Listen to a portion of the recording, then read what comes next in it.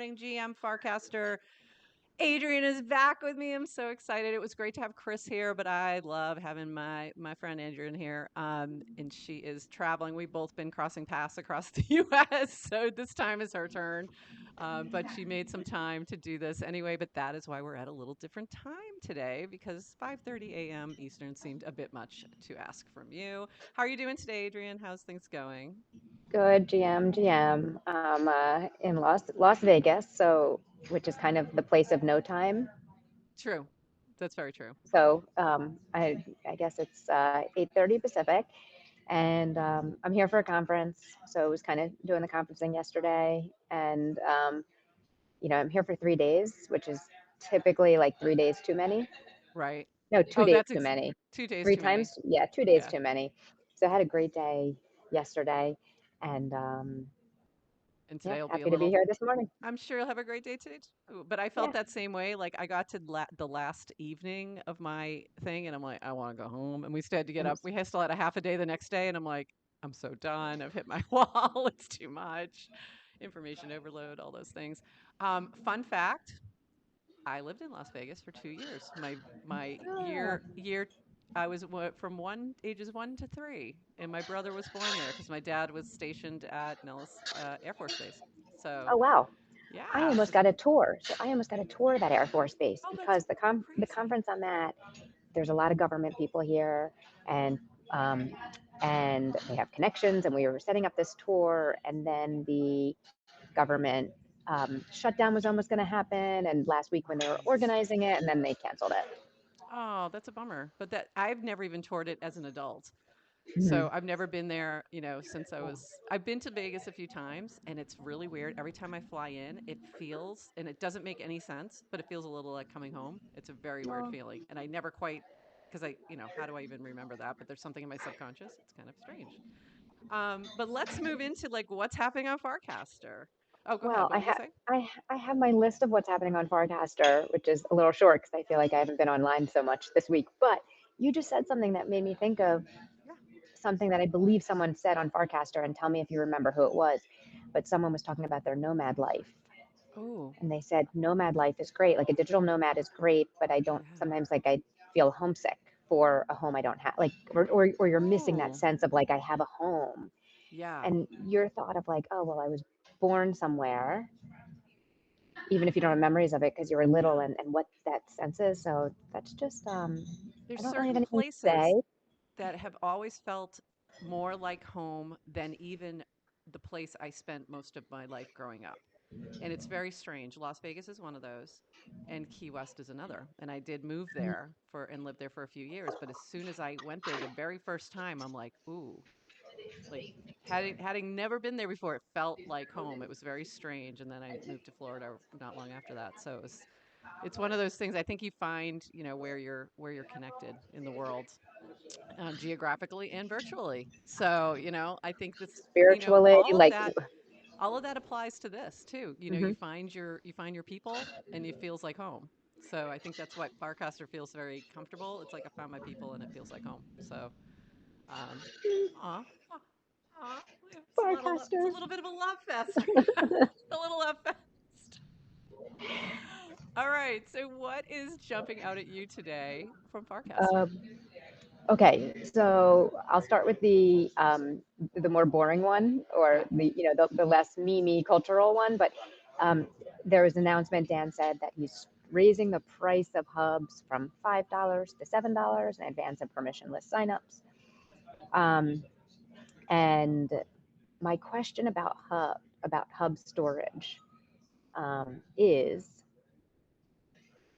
when you run out, because I'm already over, right? If I look at like, because Oh, you really?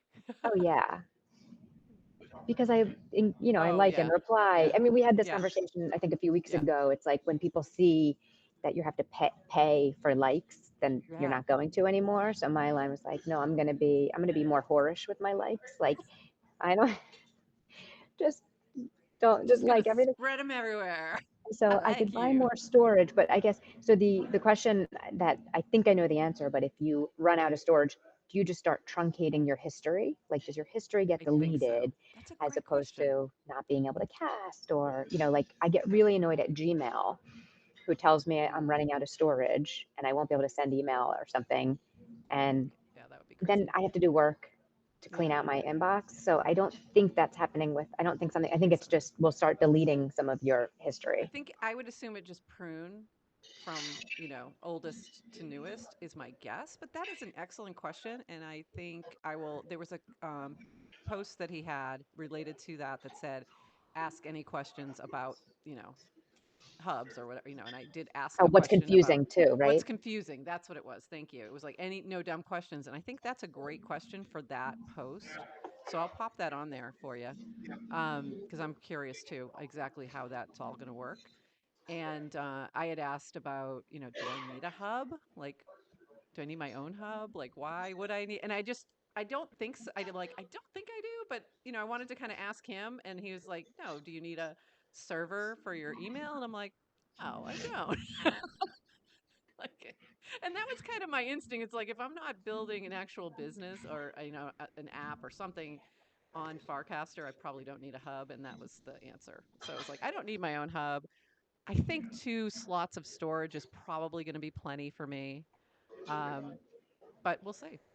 Who knows? I might want to, you know, I don't know. If you want to start, if you want to get up in that rankings on top 30 I active know, casters, prof, then you're going to I have to buy some more know. storage. So This is true, and that was one of my things I was going to talk about today. Was I slipped. I slipped a little bit in the rankings. I slipped one. First of all, really important to note that I usually don't care about these things whatsoever. I don't really like focus on specifically on engagement and things like that. But as soon as I got into that top 30 and I was number 23, and I'm like, well, now I want to stay there. And I dropped one, and Noun 40, who's been super active all of a sudden on Nouns, he's like at number 7 or something now. And I'm like, I blame him. He's the one. He's the one who bumped me one. So it's really kind of funny. But it's funny how competitive you can become like so quickly. Of like, now I want to be up there, and it's really interesting. But I'm also making sure like my engagement for me is more important for it to be authentic. And Ted had a post about that, about that I thought was really really cool. About I like Farcaster and Farcaster generally compared to the equivalent corners on, because the women casting here feel authentic rather than performative. And I thought that was a really important point that I have noticed as well, and feel like that is part of why why I stick around, really, because it started to become such a, it's signal, not noise. It's, I don't feel like trying to impress anybody, or, and not that I normally do anyways, but it feels different. It just feels different. And I think I think that was a great point, but it's also like, but I still was like, oh, I love that I was in the most active users. Like that's never been, you know, I don't have millions of followers on anything, so it's like I've never been at the top of anything. So it's kind of fun. It's just a fun thing. did you print it out? Ooh, I might have to. Print it out, I, put it on I the didn't wall. save it. I didn't save it. Just grab the Um, screenshot.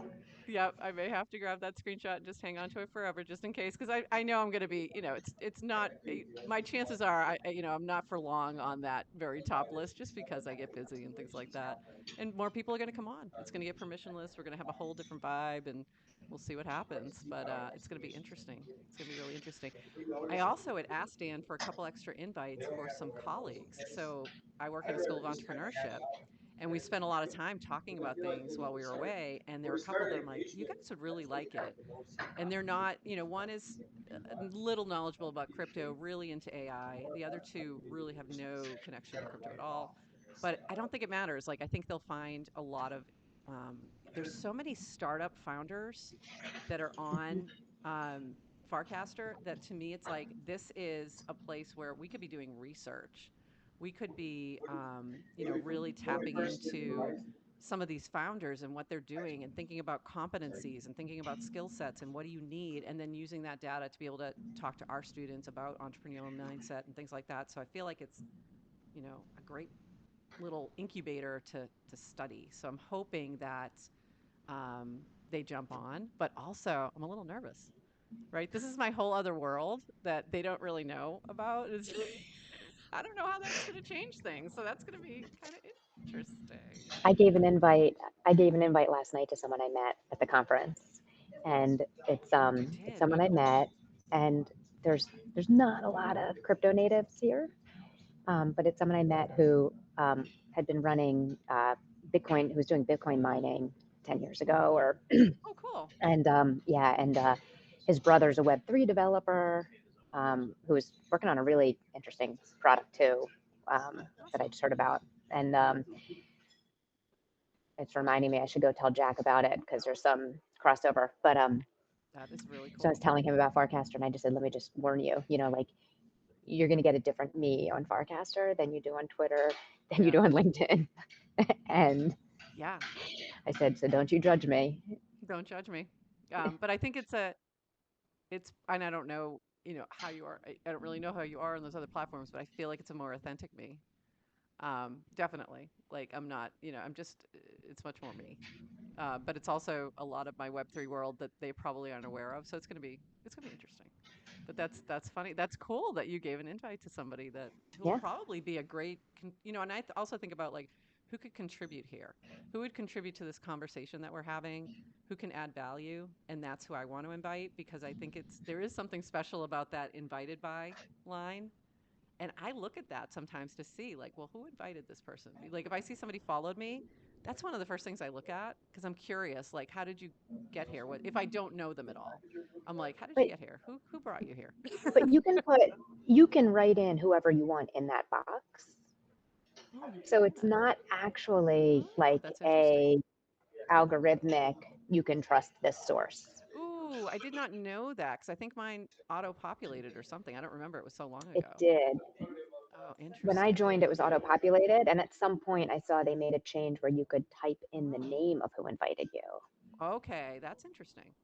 Because I I don't know always why. loved that This, Let's Side Noun was the one who invited me to Farcaster because he was also the way I got into Noun. So it was just this nice little connected thread that I love. Um, And when I gave the invite last night, I said, and you better not spam because this is my reputation. yes, I allowed it, but you better be a good better citizen. behave. It's going to be the conversation I have to. You got to behave. Putting my rep on the line for you people.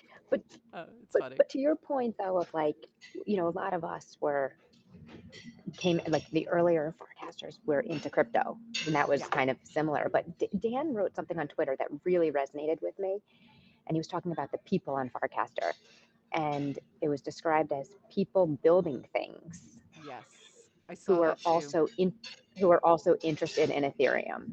Exactly. And I kind of like the emphasis of builder first, right? So you kind of it's and you're starting to see that more and more of people who like aren't you may not be building in crypto, but there's They're something that building brought you something. here, and it's like that build just yeah.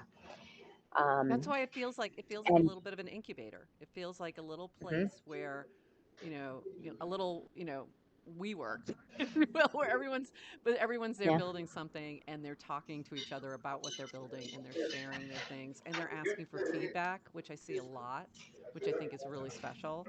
And they're mhm, finding co-founders. They're finding people to work for their companies. They're, connecting or they're starting with ideas and saying, "Who wants to work on this with me?" And it's yeah. so special. It's really a kind of a special kind of thing. So that's why I think it'd be so interesting for entrepreneurship educators to see that environment and see, what can we learn from this and how can we, bring some of that to our classrooms, which is always something I'm thinking about all the time, is what can I bring to the classroom from this experience? So that's going to be really fun.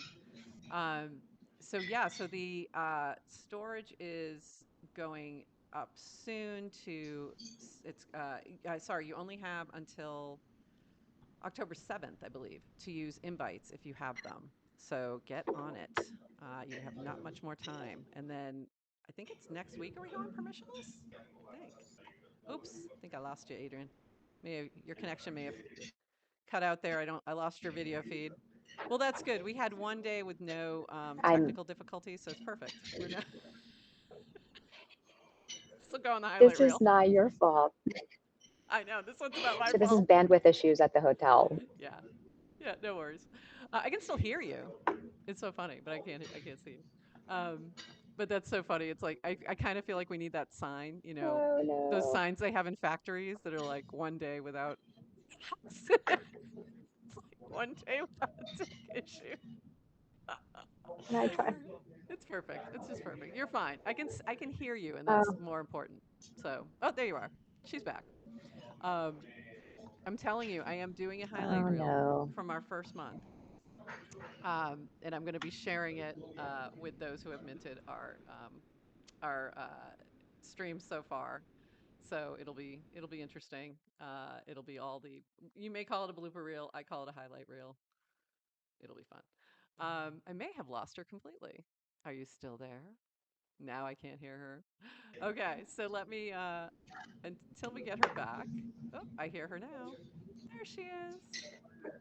Hello. Hello, I hear you. Okay, what other things were jumping out at you on Farcaster these past few days? And we'll just talk and, it'll be like we're on Twitter Spaces. No big deal. It's Maybe. I got You're distracted. oh, I got so distracted. It's hard when What you were we get talking about? we were talking about builders. We were talking What? about Yeah. the builder ecosystem. Is there anything else that jumped out at you? Oh, I know what I wanted to talk to you about. I know exactly what I wanted to talk to you about. Um, What? sure, SHER at SHER posted, curious who the absolute youngest and oldest Warpcast users with an active badge are. And Dawufi posted, I'm sure I'm the top 10% oldest, but I know a few who've got me on that side as well. And my post back to him was, not even close. Like, you're not even close to the top 10%, dude. And then I looked at the active users, that chart again, and I'm like, I'm pretty sure I've got this chart covered. Pretty sure it's me. And Sure had posted back. He's like, well, I did a little digging. He's like, I won't dox you, but yeah, you might be right. I'm like, yeah, I'm pretty sure. Yeah. There is, but I've chatted with someone who I want to say is in their 60s. So There's a couple that are I know on we have there. that decade. I don't know about I 70s. don't know. I don't know. Um, So that actually one of my colleagues, when he gets on there, that's the reason I'm bringing him on. He's older. mm, good. I just, hi, I need somebody to move me down in the rankings of top oldest people on Podcaster. So I'm now only inviting people who are older than me. It's a That's it. very good negotiating and tactic and price anchoring. Just If you if you want an invite, you must be older than me. I will not invite you otherwise. If you're younger, I'm sorry. You're going to ruin my average. I don't want to move up in that rank. That's a chart I don't want to be at the top of, but I am. So it is what it is. But I'm curious about the youngest too. That I thought was interesting. Somebody mentioned there's somebody in their teens who posts a lot and is pretty active. Um, it is kind of interesting because you don't really know ages unless people talk. We often talk about generational, but we don't necessarily talk specifically about age. Um, but it's yeah, I am definitely got the 50s covered. I'll just leave it at that. And yeah, so you're gonna have to be born before 1970 to have a conversation with me from now on. That's it. Um, but you allow me, we can still talk. we can I still was I was born in the anyone 70s. new? Anyone new? I have to be older. I want to move myself down in the ranking. Um, So what did you how do you, does what are your thoughts on like in terms of like who you interact with? Do you think age is really a restriction here or like you feel, I don't. not I think it's not at all. mindset. I think it's more mindset. Um, and I find that very much in that space. And I think you do see a lot more millennials, millennials. There's definitely the Gen X crowd. I'm repping, Um, but I think there's quite a few Gen Zs, and I think that's interesting. One other thing I want to mention, and we're of course we got 1 minute left. I don't have you watched Love on Leverage yet?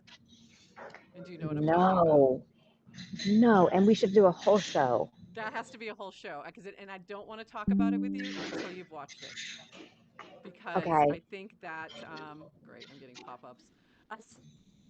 I don't want you to, because I want you to. I want to have a conversation after you've seen it. I only watched a little bit of the first one, so I'm going to make a conscious effort to watch, hopefully tonight or tomorrow or soon. And like maybe next week we can like dive in and see, talk about that experiment. But I think there's something really interesting there.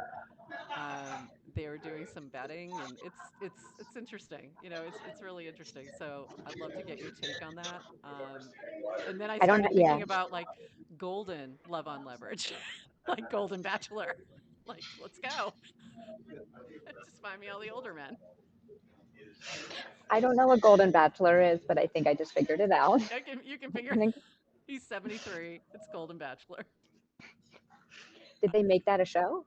Yes, it's a new show that just Oh, launched. It's The Bachelor, but they're old. and So, even Love on Leverage, I have like a vague idea of even what yeah. that is. So I have But it to is do some the catching it's up. the youngins. It's a dating show. It's a dating show right here on Unlonely. So yeah, check that out. But we'll talk about it more after you've had a chance to experience it, and then we'll Can't dive wait. into that one. We are out of time. I did want to mention one thing. I dropped a suggestion to DWR about I would love a way to indicate when somebody's live on one of these media platforms, and that would be amazing. So That would be that's a can great Debs call. I saw help? you did that. Can Debs help? Because Um, I can't do that, but I think it's a good idea. It'd be a lot of fun. Anything you're looking forward to before we wrap? We are over time. no, I'm another day at a Another DevOps day. Enterprise Summit conference. Oh, one thing I'll say, or should we just stick to time and I'll Ah, say it another go ahead. time? Say it now. Say it. So, you know, the challenge we have, when I say we, it's people who want Farcaster to succeed, because it's not just, I'm not just a participant. I kind of like, we want to make this world real, is like, and Dan's been talking about how do I get more content, right? It's about content, getting Hmm. people to create content, build content. And I was just noticing kind of like, why am I posting on Twitter versus Farcaster? And Hmm. it's like, I tend to post more on Farcaster. At this conference yesterday, and I had a conversation with Phil Cockfield last week saying like I'll post my like things I'm learning at the conference on Farcaster, and I found myself going to Twitter first, and Ooh, it was the interesting. first time because that's where my DevOps community is, and that's Mm, where I know I don't have to give context for what I'm tweeting about because it's known. hmm. And then in the afternoon, there was someone on stage who I felt like, oh, this could be more for the Farcaster community, and it's like I'm hesitant if you put too much things that are completely out of context. Who am I doing? I don't know. Just interesting observation.